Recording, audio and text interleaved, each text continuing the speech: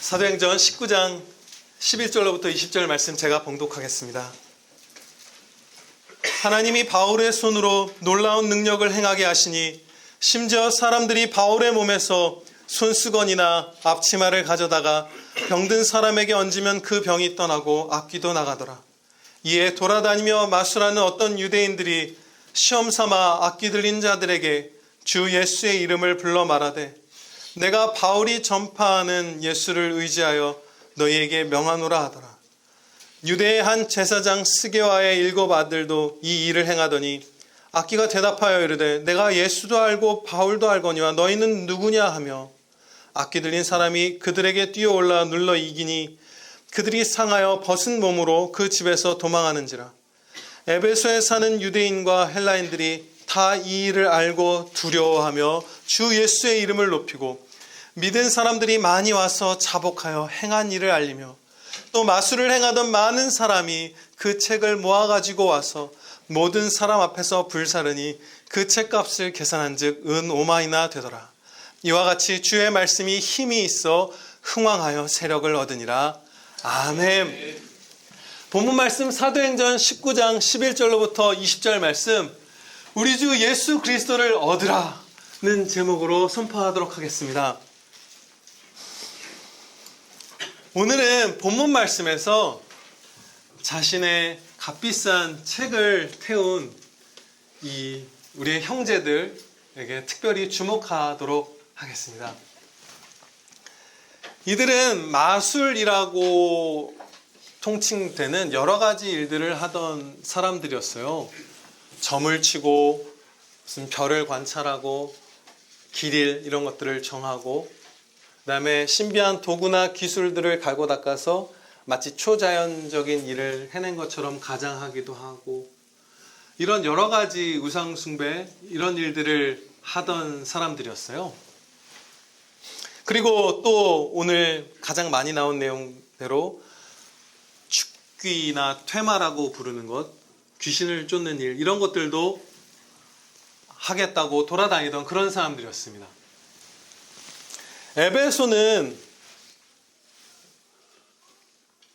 이러한 마술이 아주 번성한 지역이었어요. 그래서 제가 최근에 읽은 그 F.F. 브루스라는 목사님의 그 연구를 보면 실제로 이 당시에 그 마술을 기록한 파피루스가 프랑스 무슨 국립도서관 이런 데 가면 있대요. 그러니까 굉장히 많이 이렇게 은 5만이나 되도록 불태웠는데도 남아있을 만큼 헬라, 이 에베소 이런 지역이 그런 마술로 악한 우상숭배로 번영했던 것이죠. 막 커져갔던 것이.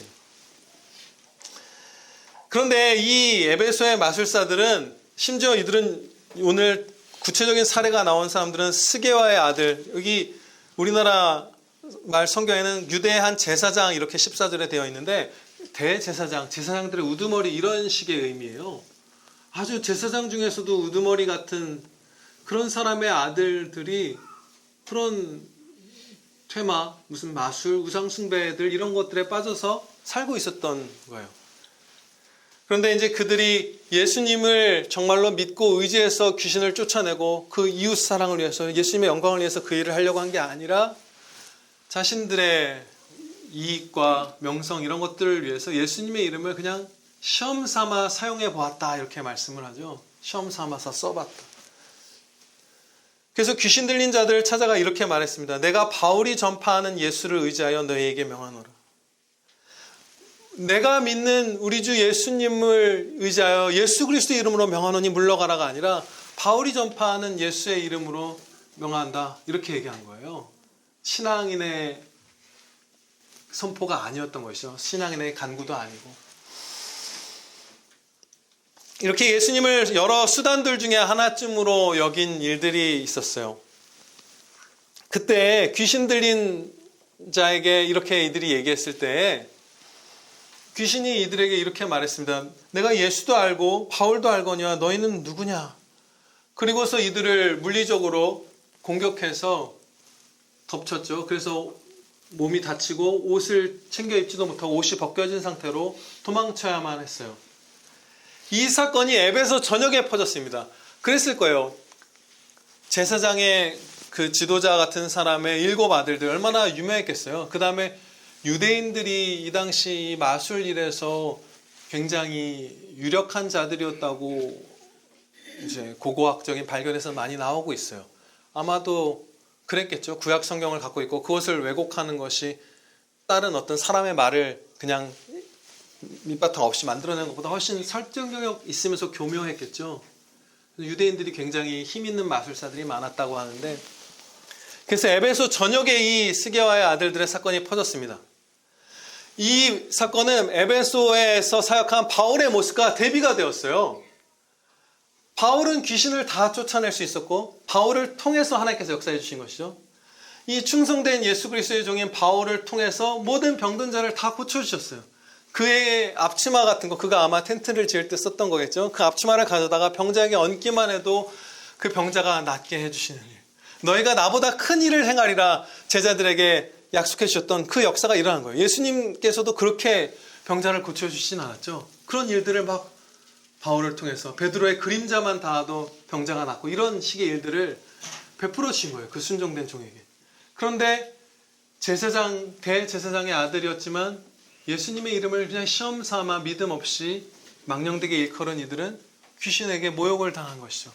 이 대비되는 모습을 보면서 에베소의 사람들이 예수님이 진짜 살아계신 하나님이시구나라는 걸 깨달았어요. 그래서 두려워하고 주님을 경외하고 이제 회개하고 예수님을 믿는 일들이 많이 일어나기 시작했습니다. 이때에 마술사들 가운데에서도 많은 사람들이 회개하고 예수님을 믿었어요.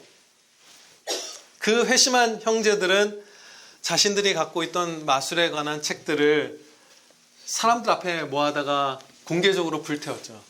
사실 수치스러운 일이에요. 자신들이 했던 것이 얼마나 악한 일인지를 공개적으로 나서서 시인하고 회개하는 그런 것이잖아요. 이때 책을 많이 태웠는데 그 인쇄술이 없던 이 시기에 이 책들의 가격이 은 5만이었다. 총합이 이렇게 말하죠. 근데 이 은 5만이 정확하게 어떤 단위인지는 몰라요. 얼만큼의 무게를 의미하는 건지. 그래서 다양한 이제 추정을 해보죠. 이런저런 가능성이 있다.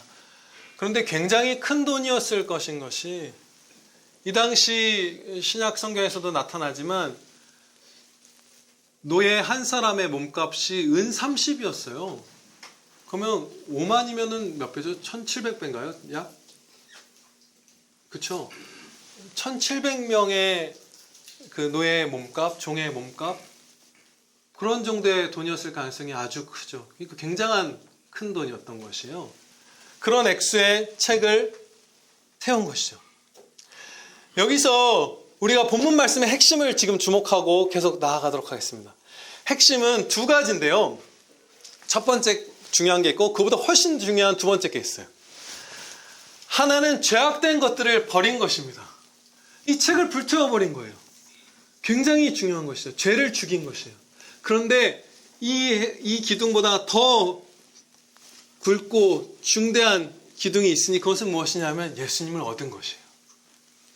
이들은 죄를 버린 것으로 끝난 것이 아니에요.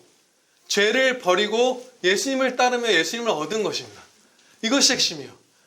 모든 예수님께 부름받은 성도들이 다 그 삶의 기회를 얻는 것이죠. 그물과 물고기 잡는 그 배를 버려두고 나를 따르라. 그렇죠? 그 부자 청년에게도 이것을 가난한 사람들에게 나눠주고 너는 저 천국의 상을 얻고 나를 따르고 나를 얻으라. 네, 모든 곳에 적용된 것이에요. 내려놓고 예수님을 얻는 것이에요. 이분들도 이 은 5만 어치의 책을 태운 다음에 거기서부터 가난하게 시작했겠죠. 직업도 바꿔야 되고 그렇게 시작하는 그 핍절한 그 뭔가 죄악을 버리기만 하는 그 삶을 산 게 아니라 예수님을 얻는 행복한 사람들이 되었어요. 그게 핵심이에요. 또한 모든 것을 해로 여김은 내 주 그리스도 예수를 아는 지식이 가장 고상하기 때문이라 내가 그를 위하여 모든 것을 잃어버리고 배설물로 여김은 그리스도를 얻고 그 안에서 발견되려 함이니라. 아멘. 이 빌립보서 3장 8절 말씀을 그대로 실천하는 삶이었던 것이죠.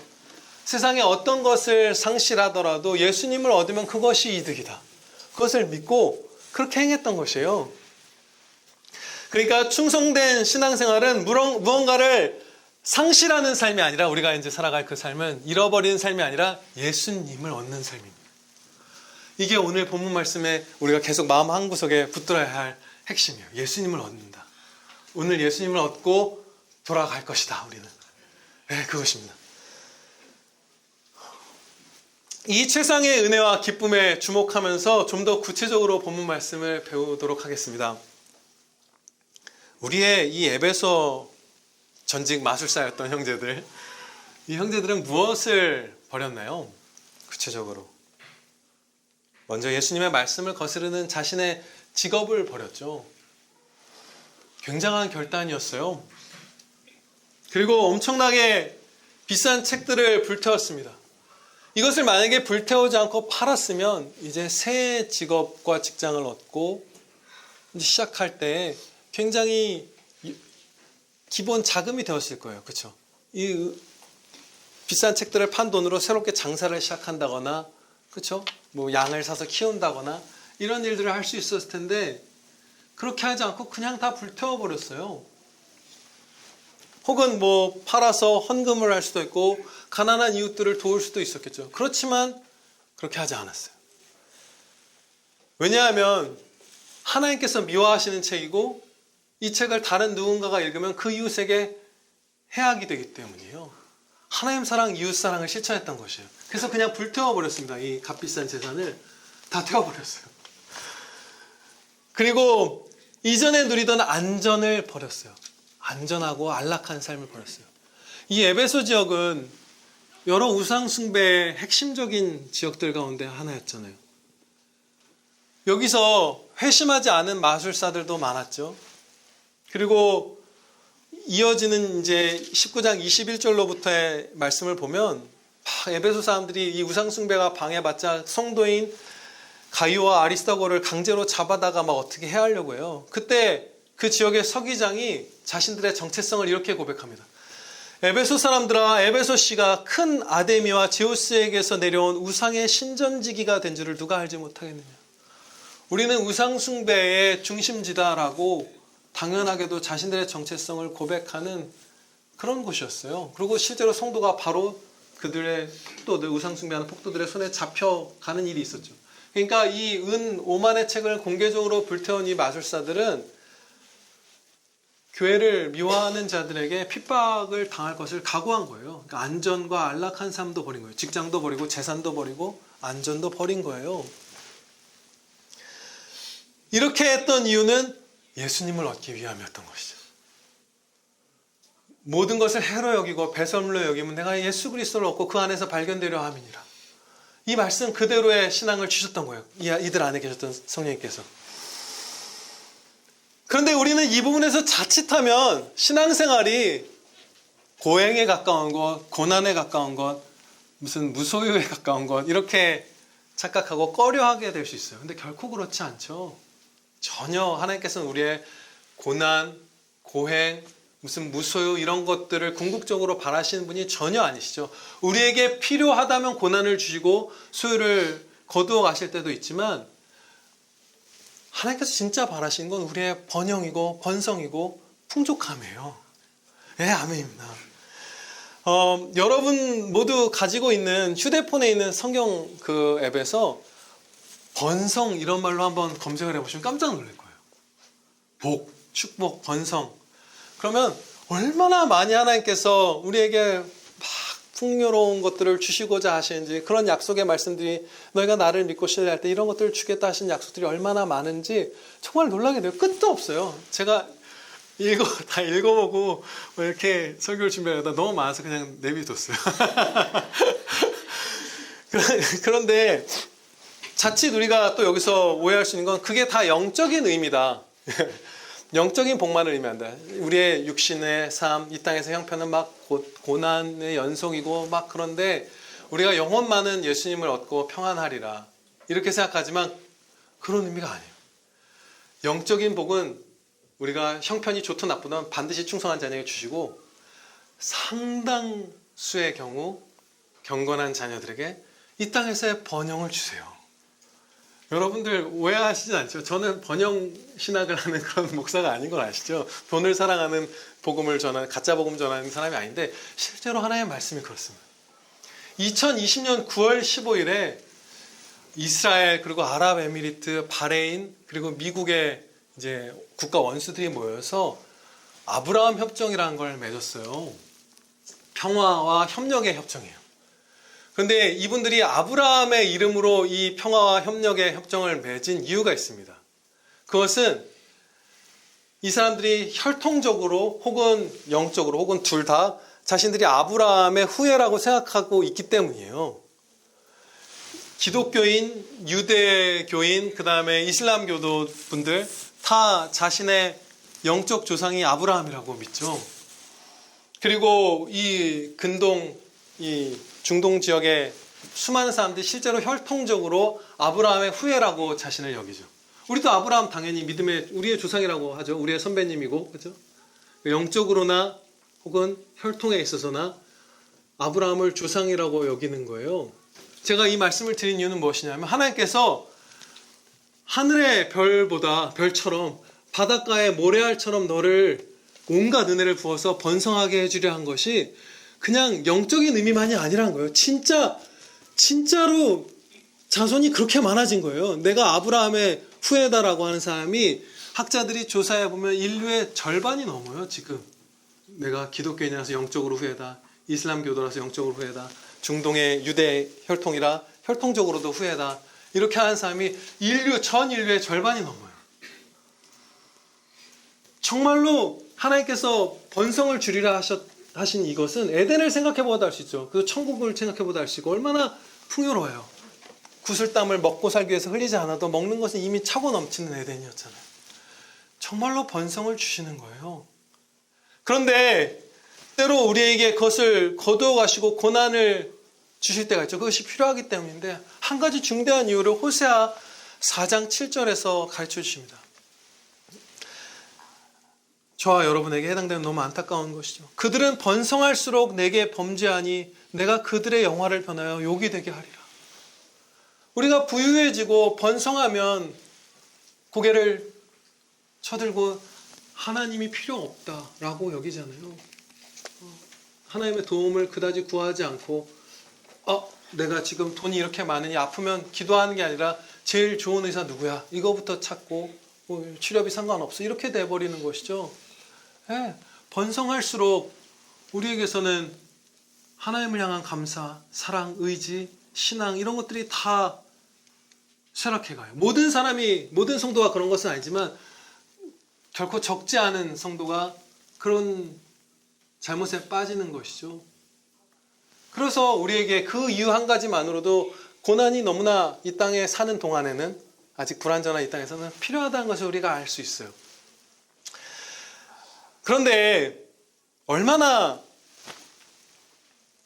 하나님께서 우리에게 이렇게 아직도 연약한 이 땅에서도 우리에게 번영을 주시고자 하냐면 그 번영신학에 전혀 물들지 않은 우리 청교도 선배님들도 그 목사님들도 설교에서 읽다 보면 여러 곳에서 발견해요.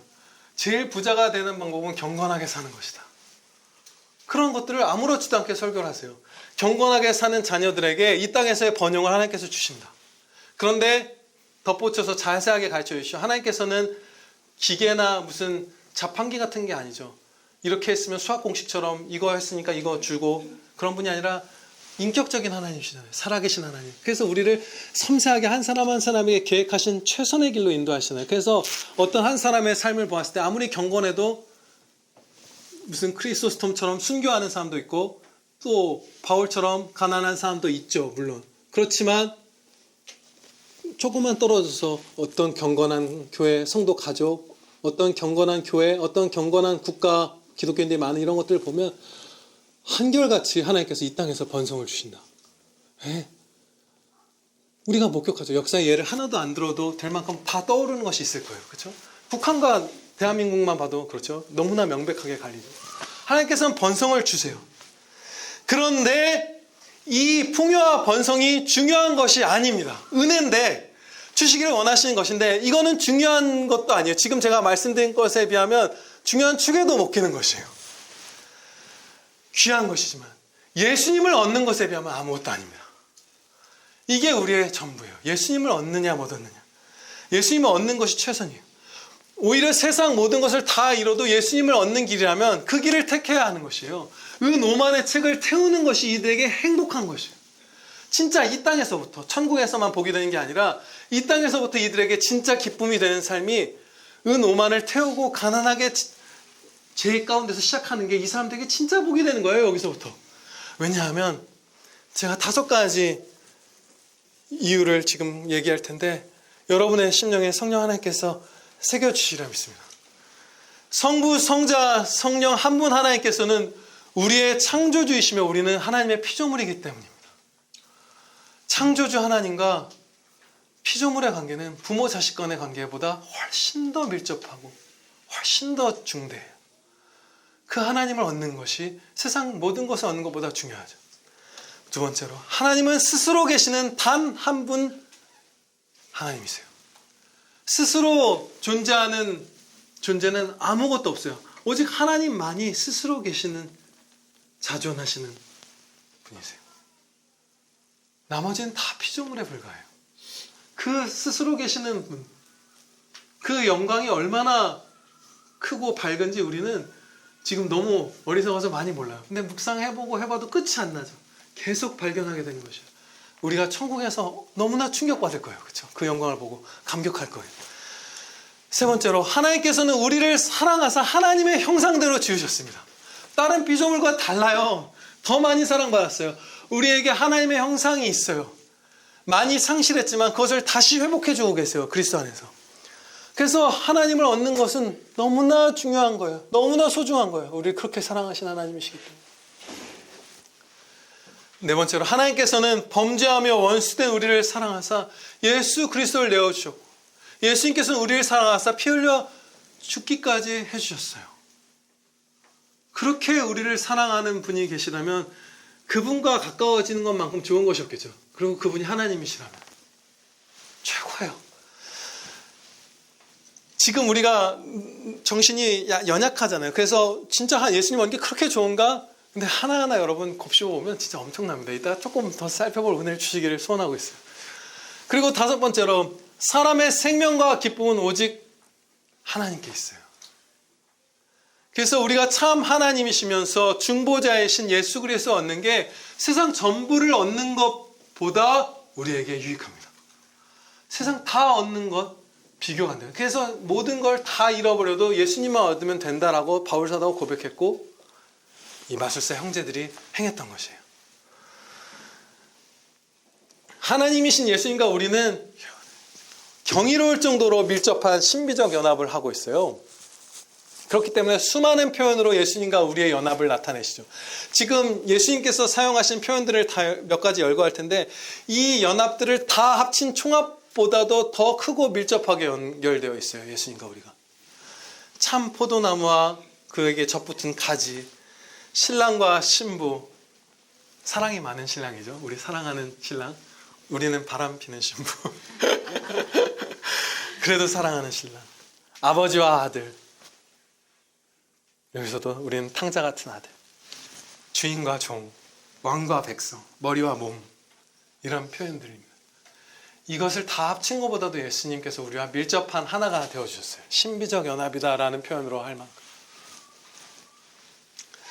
그래서 우리가 예수님을 얻는다는 것에는 좀 더 들어가면 무엇이냐면 예수님의 성품을 얻습니다. 예수님의 기쁨을 얻어요. 예수님의 평안을 얻습니다. 우리를 어떤 괜찮은 모습으로 키워주신 정도가 아니라 예수님처럼 키워주세요. 그렇죠? 그리고 우리에게 이런저런 즐거움을 주신 게 아니라 예수님 안에 있는 예수님이 기뻐하시는 그 기쁨을 우리에게 주시는 거예요. 예수님이 성부, 성자, 성령 그 삼위일체 하나님이 사랑하시며 서로 사랑하시며 기뻐하시는 뜻을 다 행하시며 그 홀로 만족하시는 그 무한한 기쁨을 우리에게 주시는 거예요. 어떠한 다른 그냥 즐거움, 쾌락 이런 걸 주신 게 아니라 예수님 안에 있는 예수님이 기뻐하시고 계시는 그 기쁨을 우리에게 주시는 거예요. 그리고 세상에서 말하는 어떤 안심 이 정도가 아니라 예수님의 평안을 주세요. 한 틈, 바늘 한 점 그 불안이 틈탈 수 없는 그 평안을 점점 잃어가고 계세요. 평안을 너희에게 끼치노니 곧 나의 평안을 너희에게 주노라. 내가 너희에게 주는 것은 세상이 주는 것과 같지 아니하니라. 너희는 마음에 근심하지도 말고 두려워하지도 말라. 아멘. 요한복음 14장 27절 말씀이에요. 이 평안을 우리에게 주세요. 예수님을 얻으면 얻을수록 이게 충만해질 거예요. 이와 같이 우리가 죄악을 버리고 예수님을 섬기면 예수님을 주시는데 그 예수님을 받는다는 것이 이렇게 복된 것이에요. 성경 말씀에 순종하면서 예수님을 섬길 때 예수님을 얻게 되죠. 예수님을 얻는 방법은 어렵지가 않습니다. 이 성경 말씀, 우리의 연약한 정신과 남아있는 죄성에도 불구하고 이해할 수 있도록 우리의 수준에 맞게 하나님께서 자신을 계시해 주신 이 성경 말씀을 읽고 믿고 순종하면 예수님을 점점 더 얻게 돼요. 예수님이 여러분 안에 충만해져요. 그래서 우리의 삶의 모든 부분에서 예수님을 기뻐할 수 있게 됩니다. 우리의 교회, 가족, 인간관계, 직장, 학교, 무슨 쉬는 여행, 그렇죠? 취미생활, 어디서든 예수님을 즐거워할 수 있게 돼요. 그런데 정신을 차리고 여기서 우리가 예수님을 섬기는 것에 집중할 포인트가 있어요. 그게 무엇이냐 하면 우리가 정말 자주 빠지는 잘못이 여러 가지 신앙활동이라고 생각하는 것을 하죠. 직장에서도 예수님의 영광을 위해서 일하겠다. 교회에서도 직분을 맡고 봉사도 하고 하죠. 그런데 자기 자신을 포함한 사람을 섬길 때가 많아요. 정말 예수님을 섬기는 것이 아니라 나를 섬기고 내 자녀를 섬기고 직장 상사를 섬기고 사람들의 낯을 살피고 할 때가 많죠. 안타깝게도. 그래서 진짜 나는 어디서든 예수님을 섬기겠다. 그때 이제 우리가 이 성경 말씀대로 살면서 예수님만 섬기겠다 집중할 때 은혜가 막 부어지는 거예요. 우리 사람 섬기면 고생을 면치 못합니다. 우리 자신을 높이려고 나를 우상으로 삼고 섬겨도 내가 얼마나 강포해요. 나에게 해만 끼치죠. 사람의 낯을 살피면 얼마나 불행해요. 연예인분들 이런 분들 얼마나 시달려요. 사람을 만족시키려고 할 때. 정치인분들 얼마나 안타깝게도 비겁한 말들 하고 그러잖아요. 사람이 그렇게 공적인 자리에서 1000만 명이 본 데서 거짓말하고 이러면 그 영혼이 사실 얼마나 그 양심에 찔려 상하고 있겠어요. 사람을 숭배하는 그것은 그렇게 비참하죠. 그런데 우리를 죽기까지 십자가에서 죽기까지 사랑하신 예수님을 섬기는 삶은 행복한 거예요. 예수님을 섬겨야지 하고 모든 영역에서 집중하는 것인데 예를 들면 이런 것입니다. 그 기쁨의 삶은. 자녀를 나의 어떤 것이라고 생각해서 잘 키우려는 것이 아니라 예수님의 자녀이기 때문에 잘 키우려고 해야 합니다. 그때 기쁨이 넘치는 거예요. 내 새끼니까 잘 키워야지 하는 마음은 분명히 그 안에 선한 부분이 있어요. 그렇죠? 그렇지만 그 마음은 불신자분들도 품는 마음이에요. 내 새끼니까 내 배로 품고 난 자식이니까 미워도 사랑해야지 이런 거 그거 불신자분들도 다 갖고 있는 마음이에요. 그렇죠? 우리는 그 정도가 아니잖아요. 새 생명을 얻은 주님의 몸이잖아요. 그리고 자녀는 본질적으로 또 궁극적으로 우리 게 아니라 예수님의 것이죠. 우리 천국 가면 우리 혜인이는 나나 지사님 딸이 아니라 나나 언니 잖아요. 그렇죠? 그래서 언니라고 부르나요? 아무튼 형제 자매 관계예요. 우리는. 그래서 부모 자녀가 다 끊어져요. 근데 부모 자녀였을 때보다 더 사랑하겠죠. 진짜 사랑하겠죠. 최고의 사랑으로. 그래서 우리는 자녀를 예수님을 섬기는 것의 한 부분으로서 돌봐야 되는 거예요. 예수님께 순종하는 것, 예수님께 영광 돌리는 것의 한 부분으로서 자녀를 사랑해야 하는 거예요. 그러면 그때에 정신을 차리고 예수님을 섬겨야지 하면서 자녀를 사랑할 때에 결코 자녀에게 무정해지지 않습니다. 그렇게 될 수 없어요. 그냥 자녀 대 나, 그냥 사람 대 사람으로 자녀를 대하면 우리 자녀에게 얼마든지 무정해질 수 있어요. 아이 배은망덕한 놈. 저희 아들이 방에 있어서 괜찮아요. 자녀들은 배은망덕할 때가 있어요. 저는 무서워서 대들지 않는데 벌써 아내한테는 대들어요. 막. 그런데 예수님의 몸인 한 형제, 천국의 한 조각, 주님의 몸의 한 부분을 생각하면 우리의 마음이 냉랭해지지가 않죠. 그리고 뜨겁게 사랑하게 됩니다. 그리고 자녀를 내 마음대로 쥐락펴락하지도 않아요. 내 생각을 막 주입하고 이런 것들에 굉장한 두려움을 느낀다. 그렇죠? 하나님의 말씀인가 이것이? 그것만을 가르치고자 하게 되죠.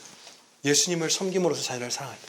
또 자녀로 인해서 우쭐대지도 않습니다. 자녀가 성공하면 우리 우쭐대기 진짜 쉽잖아요. 성공커녕 그냥 아무것도 안 하고 막 하성이가 키가 쑥쑥 자라고 이러는데 그걸로도 우쭐대고 있더라고요, 제가.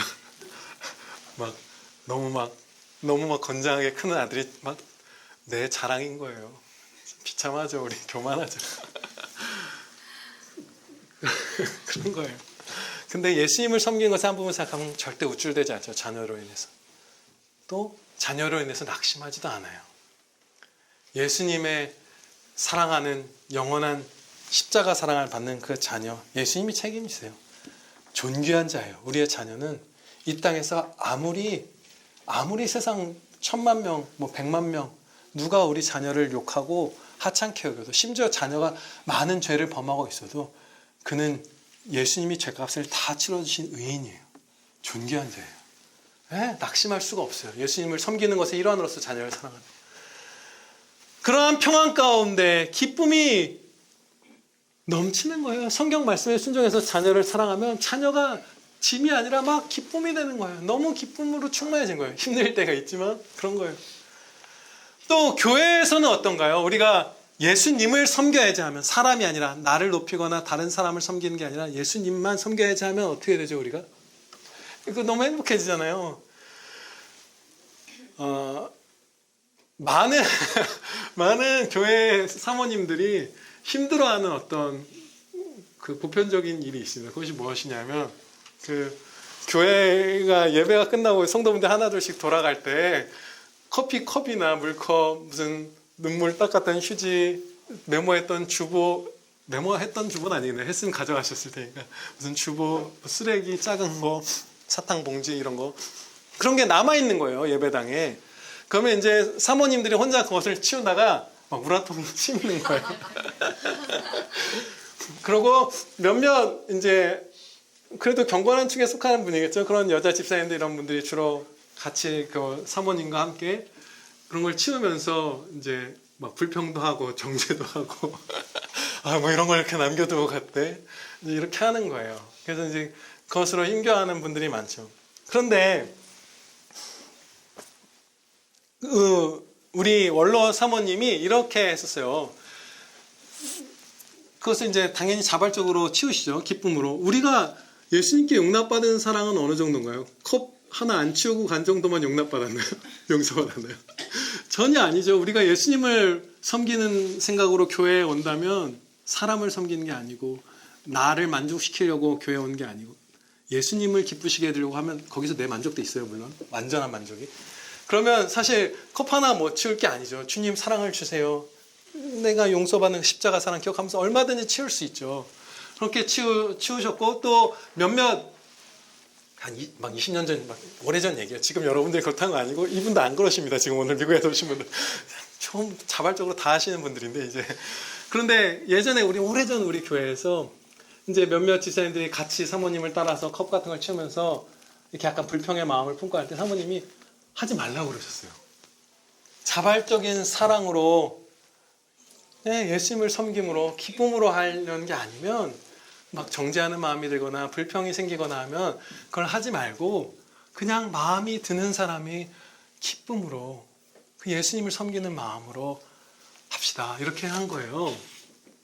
그런데 그렇게 하기 시작했을 때 무슨 당번을 정하고 책임감에 하고 의무감에 하고 내 순번이니까 하고 청소 부서니까 하고 이런 것이 아니라 누구든지 그냥 사랑의 자발성으로 막 유기적으로, 가족끼리 그렇게 안 하잖아요. 식탁에 뭐 있으면 내 거 컵 치우다가 내 아들 거 그러고 남겨두고 가지 않잖아요. 그냥 쌓일 거잖아요. 그렇게 하지 않죠. 가족이잖아요. 교회는 하나님의 식솔이라고 하잖아요, 우리를. 그럼 그렇게 하기 시작하는 거예요. 그러면은 그 자발성으로 예수님을 진짜 섬기는, 사람의 낯을 보는 게 아니라 내가 뭐 괜찮은 성도로 보이려고 하는 게 아니라 예수님을 섬기는 진짜 마음 깊은 그 중심이 정말 예수님을 기쁘시게 해드리는 동기로서만 움직이는 사랑의 용사가 됐을 때 교회가 진짜 행복해지는 거예요. 그래서 지금은 어떻게 되죠? 막 그냥 뭐 물론 지금도 컵이 남아있긴 합니다만 네, 잊어먹은 거라고 저는 생각해요. 뭐 보면 지난주에도 보면 어떤 분은 그냥 막 슬리퍼 잊어먹고 간 거 뭐 치우시고, 어떤 분은 설거지하고, 어떤 분은 쓰레기 줍고, 어떤 분은 이거 경보장치, 누수 경보장치 달고 뭐 하고, 그냥 제가 담임 목사인데 한마디도 누구에게 뭘 부탁해 본 적이 없어요.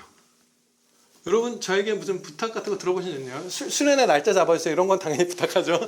그런 거 말고 아무것도 없어요. 근데 자발적으로 하는 거예요. 그래서 행복해지는 거예요. 사람 눈치 안 보고 사람에게 보이려고 하는 거 아니고, 나를 높이려고 하는 것이 아니고. 그러면 짐이 없어요. 그냥 자발적으로 사랑의 기쁨으로 하는 것이기 때문에 전혀 짐이 되지 않는 거예요. 교회 식사 당번이 돼도 그게 짐이 안 되는 거예요. 그냥 내가 기뻐서 하는 거니까. 그런데 사람에게 보이려고 하고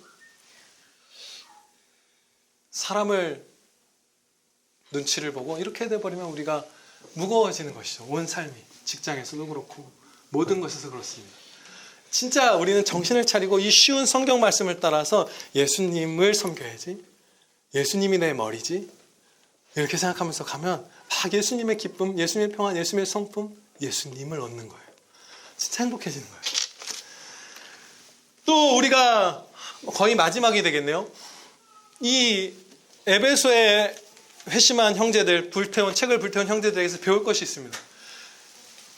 죄악을 결단하고 단번에 잘라내고 단번에 예수님께로 옮기는 거예요. 네, 머뭇거리지 않았어요. 너무 아름답죠. 우리 머뭇거릴 때 있잖아요. 이렇게 생각할 수 있죠. 이런 경우들로 빠질 수 있었어요. 책을 그대로 두고 심지어 읽고 사용하면서 난 그냥 신앙생활한다, 예수님 믿고 있다라고 하는 사람이 될 수도 있었어요. 그런 사람들 진짜 많죠. 최근에 무슨 파묘라는 공포영화가 1000만 관객이 들었다고 하더라고요. 근데 그 감독도 크리스찬 집사고 주연 여배우도 크리스찬이라고 해요. 그런데 뭐 직업생활이니까 괜찮다, 뭐 실제로 있는 걸 연기자가 표현해내는 건데 그것이 무엇이 죄악이냐. 그런데 무슨 기독교 다큐멘터리 같은 걸 찍으면서 무당 역할이 필요해서 잠시 등장한 역할을 성도가 할 수 있죠. 그것은 목표가 하나님의 말씀을 선포하고 하나님께 영광 돌리기 위한 것 안에서 합당하게 그 역할을 기독교인이 맡아서 표현해낼 수 있어요. 그렇죠? 합당해요, 배우로서. 그런데 그 악을 즐거워하고 탐닉하기 위한 목표로 대중영화를 만들면서 그 배역을 성도가 맡고 그 영화를 성도가 감독하는 것은 완전히 죄악이죠. 심지어 이것은 얼만큼 우리가 그런 일들이 너무 많은데 우리가 침체되어 있는 것이냐면, 한국교회가 불신자분들도 양심이 막 살아있고 이런 분들은 영화를 만들 때, 예를 들면 뭐 아동 성폭력을 고발하는 영화를 만들다, 법정 영화를 만든다, 취재물 막 이런 걸 만든다 할 때 그 아동이 성폭행 당하는 그 장면을 어떤 막 스릴 있고 자극적인 오락 요소로서 담지 않고 아예 장면이 안 나오게 만들어요, 영화를. 정말로 전쟁을 혐오하고 평화를 사랑하는 사람이 전쟁 영화를 만든 것들을 보면 사람이 죽는 장면을 그렇게 즐기듯이 막 클로즈업해서 피를 흘리고 이렇게 하지 않습니다. 네. 불신자 영화 감독들도 그런 것들을, 다른 사람의 비극이나 이런 것들을 즐기듯이, 악을 즐기듯이 영화를 만들지 않아요.